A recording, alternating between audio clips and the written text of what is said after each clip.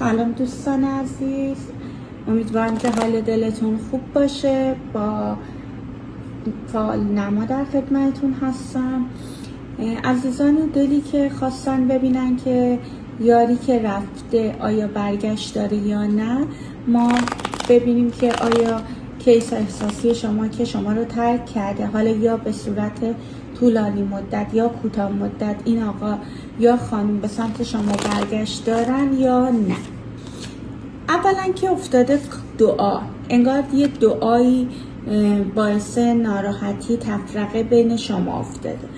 در ضمن خدمت شما عرض کنم که بین این رابطه کاتی که افتاده 100% دعا و مسئله مالی بوده که ناراحتی بوده. بله، من برگشت و 100% میبینم.